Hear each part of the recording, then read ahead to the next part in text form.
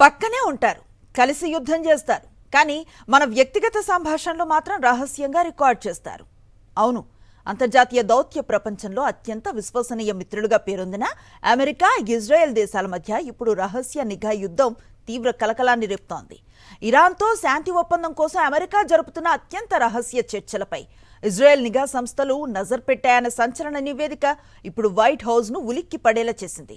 Trump top negotiator Steve Witkoff, pentagon ఉన్నతాధికారి ఎల్బ్రిడ్జ్ కొల్బీలతో పాటు America రక్షణ శాఖ ప్రతినిధుల ఫోన్లను ఇజ్రాయెల్ హ్యాక్ చేసిందా?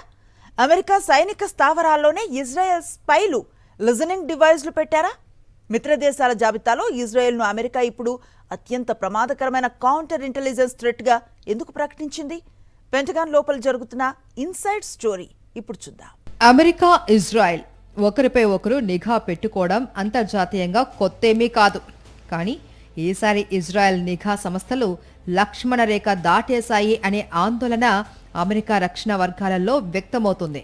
ఇరాన్తో అమెరికా జరుపుతున్న శాంతి చర్చల వ్యూహాన్ని, ట్రంప్ అడ్మినిస్ట్రేషన్ యొక్క తదుపరి అడుగులను ముందే తెలుసుకోవడం కోసం ఇజ్రాయెల్ గూఢచర్య సంస్థలు అమెరికా టాప్ అఫీషియల్స్ ను టార్గెట్ చేశాయని యుఎస్ ఇంటెలిజెన్స్ రిపోర్ట్స్ స్పష్టం చేస్తున్నాయి.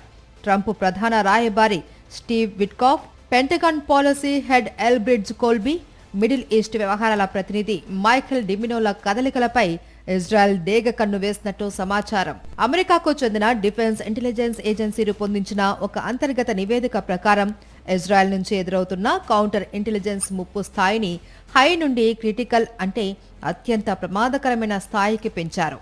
అమెరికాకు ఉన్న మిత్ర దేశాలన్నింటిలోనూ ప్రస్తుతం ఇజ్రాయెల్ నుంచే అత్యధిక నిఘా ముప్పు పొంచి ఉంది అని ఈ నివేదిక తేల్చింది.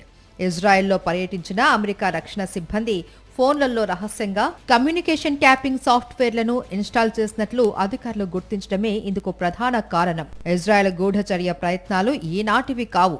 2021లో ఇజ్రాయెల్ మిలిటరీ ఇంటెలిజెన్స్ ఆఫీసర్లు ఏకంగా అమెరికా రక్షణ నిఘా సంస్థ ప్రధాన కార్యాలయంలోనే లిజనింగ్ డివైజ్లు పెట్టేందుకు ప్రయత్నించి దొరికిపోయారు. ఇక గత ఏడాది ఇజ్రాయెల్ అంతర్గత భద్రతా సంస్థ షిన్బెట్ ఏకంగా అమెరికా అధ్యక్షుడి రక్షణ విభాగమైన సీక్రెట్ సర్వీస్ వాహనంలోనే నిఘా పరికరాలు పెట్టేందుకు ప్రయత్నించడం సంచలనం సృష్టించింది. చిత్రం ఏంటంటే, ఇరాన్ యుద్ధంలో ఇరు దేశాల సైన్యాలు మునుపు ఎన్నడూ లేనంత క్లోజ్గా కలిసి పనిచేస్తున్నాయి. యుఎస్ సెంట్రల్ కమాండ్లో ఇజ్రాయెల్ అధికారులు అమెరికా అధికారులతో సైడ్ బై సైడ్ కూర్చొని యుద్ధ వ్యూహాలు రచిస్తున్నారు.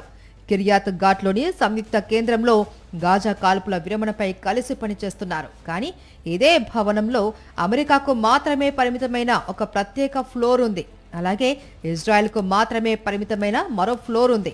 ఎవరి రహస్యాలు వారు దాచుకుంటూనే ఒకరికొకరు వ్యూహాత్మక సమాచారాన్ని షేర్ చేసుకుంటున్నారు. అయితే ట్రంప్ అడ్మినిస్ట్రేషన్లోని కొందరు ఉన్నతాధికారులు అధికారిక ఎంబసీ సిబ్బందిని కాదు అని వ్యక్తిగత ఫోన్లలో జాతీయ భద్రతా వ్యవహారాలు మాట్లాడడం, ప్రైవేటు విమానాల్లో ప్రయాణించడం ఇజ్రాయెల్ స్పై ఏజెన్సీలకు మరింత సులువుగా మారింది అని మాజీ అధికారులు అంగీకరిస్తున్నారు.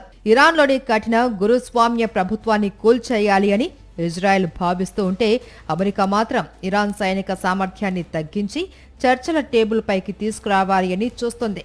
ఈ వ్యూహాత్మక విభేదాల వల్లే ఇజ్రాయెల్ ఇంతలా తెగించి గూఢచర్యానికి పాల్పడుతుందని నిపుణులు విశ్లేషిస్తున్నారు. అయితే వాషింగ్టన్లోని ఇజ్రాయెల్ ఎంబసీ ఈ ఆరోపణలను పూర్తిగా ఖండించింది. తాము అమెరికాపై ఎలాంటి గూఢచర్యం చేయడం లేదు అని స్పష్టం చేసింది. మరిన్ని అప్డేట్స్ కోసం ఛానల్ను సబ్స్క్రైబ్ చేయండి. నోటిఫికేషన్స్ కోసం బెల్ ఐకాన్ పై క్లిక్ చేయండి.